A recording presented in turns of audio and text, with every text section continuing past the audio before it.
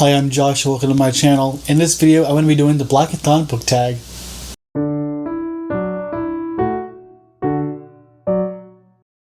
So when I first heard that there was going to be a Blackathon Book Tag, I decided to do it a little bit different than everyone else, in the sense that instead of making this tag, choosing books that I thought fit it, I decided to make it more of a challenge in addition to a tag. So what I did at the beginning of the month was I chose 7 books that seemed to meet these 7 points in this tag to satisfy this book tag. And then my goal was to here present you the books and review them. For the first challenge is mirror creation, which is to recreate or do an homage to a cover. And for this one, I chose to read and review Lagoon by Nnedi Okorafor. For this, I created an homage to it, or tried to recreate it on Instagram. First thing, let me explain how difficult this was. I started with just a cup of water in a jar, and I had a straw trying to blow bubbles into it. And then I tried taking pictures of that next to the cover. Needless to say, that was kind of a mess. Luckily, this never got really wet, I think. But that was tough. And then I thought, oh wait, I have a blue towel that's like the same shade-ish. And so I put it as the backdrop. And then I did a little Photoshop afterwards to make it seem a little bit cleaner. But I thought the result was pretty good. I was very happy with it. And I was very happy with the book too. I think I gave this 4 out of 5 stars. It is a science fiction book about this small town in Nigeria, in Africa, where an alien creature or creatures come and make themselves known. And then what follows is sort of a quest, but also tell of how the world, how this town and in this country, Nigeria, and in the world, basically, it comes to find out about this creature and start to think about the implications here. And I thought it was just a really good novel. It was, one, very creative, and the characters are very believable. I really like the main characters. The aliens were just really, really interesting, and the ideas of what they can do is really interesting. The one thing that she did in here, which I thought worked pretty well, was she mixed sense and spirituality with this, and I get the impression that part of that is just because that's part of the Nigerian culture.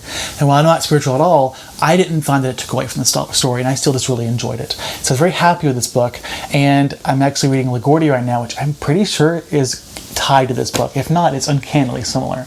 But in any case, I highly recommend this book. It is fantastic. The next challenge is Slept On, a book that no one talks about. For this one, I chose Let's Play White by Jessie. Now, I haven't actually finished this book. I'm a little over halfway. Unfortunately, I know I'm far enough through it, I think, to know that this isn't going to get probably even a 4-star. It might be between a 3 and a 3.5. And the fact is, while there are some interesting sides to this collection, overall, it just really wasn't what I was expecting. So to give some background, Let's Play White is a collection of short stories that are just sort of weird and horror related, and I was really just looking forward to getting into some horror that would be creepy and unsettling. And while some of it is sort of dark, it doesn't really, I don't think it's very effective at getting the tone. And what's more, this sounds terrible, is I feel like I'm not qualified to say this, but I couldn't help but think to myself that these stories just seem sort of bland and sort of mediocre, in the sense that they were interesting enough, but I was missing the piece that's supposed to make it stand out. Like, how is this any different from any other type of story which has had this type of topic? And sadly, because of that, I can't really say this is, I'm not saying you shouldn't read it. Maybe you like it more than I will.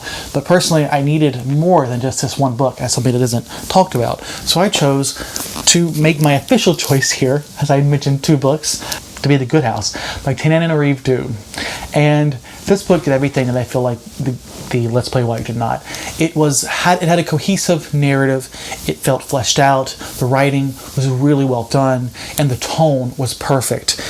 It's basically about this house, which is essentially haunted, and the house can do things to people there or people around it. Think The Shining. Everything that's in The Shining is very similar to what's going on here, except she takes this story, this narrative of a haunted house, and basically adds in this Haitian mythology or heritage, and that twist makes it much more original. And because of that, it's just it's really interesting and compelling narrative. Now, I didn't give this a full 5 stars. I think it was 4.5 last year, but I absolutely loved the main story. It was the ending that I just didn't care for, and that's fine. I feel like the rest of the story was still a thrill to read, and I highly recommend this book. And this is a book that I haven't heard people talk about. I rarely hear people talk about Nnedi Reeve too. I mean, I'm pretty sure she's a big author, isn't she? But in any case, I loved this book. I kind of want to reread it this year. I don't know if I will yet, because I'd like to read more of her books too. But for now, that's the book that doesn't get enough attention. The next tag is Call and Response, a community recommendation. And this one is going to be The Warmth of Other Suns by Isabel Wilkerson. Now, you might not have heard a lot of people talk about this. That said, it did win, I think, a Pulitzer Prize back when it came out, I think like 2015 or so. But I heard about this from LeftonRead. I believe her name is Jordan. And when I heard about what it was about, I had to have it because it was such a fascinating story that I had never, or a fascinating idea that I had never heard anything about. And that is to say, this is about the migration of Black Americans from the South during the Jim Crow, basically the 1900s, to the North and the West Coast. This is something that may be more well known to other people or to the Black community, I'm not sure, but it's something that I have never heard about. It was definitely nothing that I've been taught about, and I was just amazed that was the case, because it makes sense how people would want to migrate, to want to escape the segregation and the racism and the harm that what suffering they would have to go through to live in the South. And I thought this was really well done in how it was told. It's basically told in the perspective, or by following 3 different individuals, one of which I believe is the mother of the writer, the author here. And it basically illustrates how these different types of people came to these different areas for different reasons, but all based on this main central point of trying to escape the South during the Jim Crow.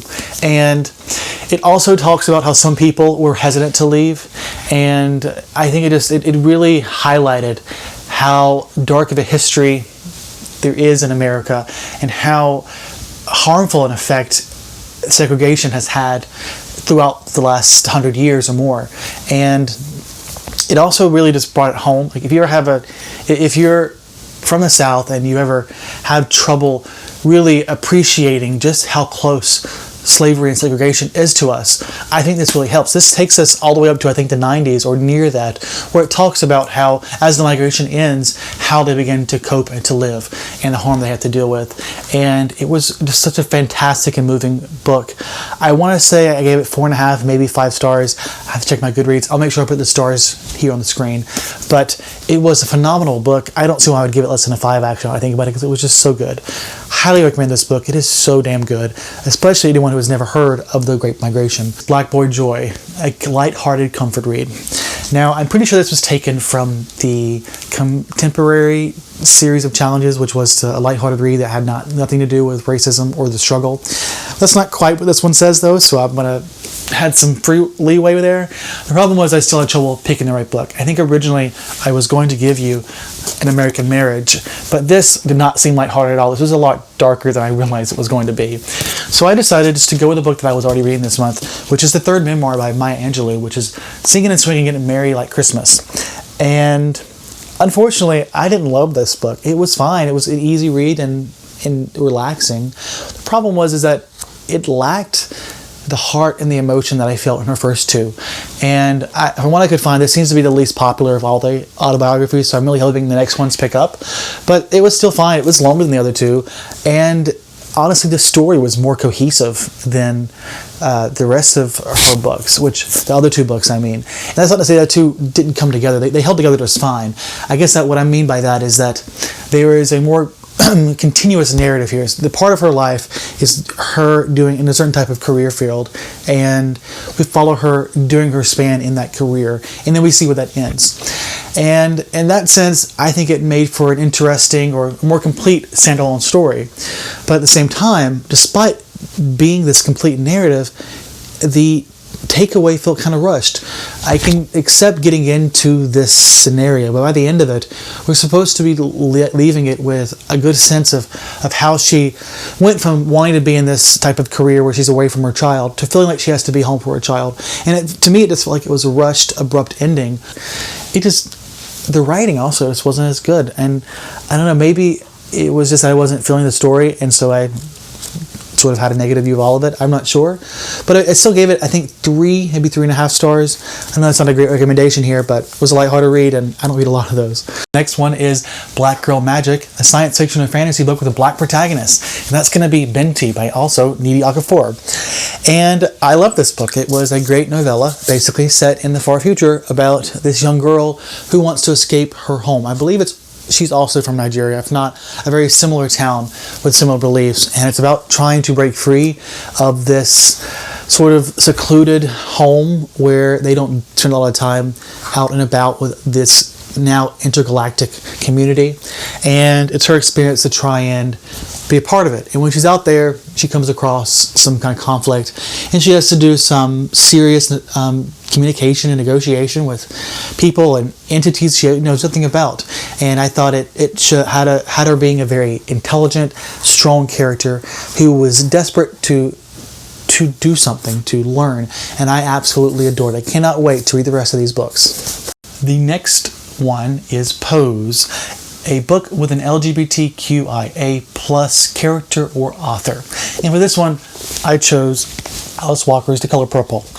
Now, I feel this might be an obvious choice, but it's the book I chose to read, partly because it's something I wanted to read for a long time, and I thought this is the perfect opportunity to read this one. I didn't even realize it was queer characters in this book originally.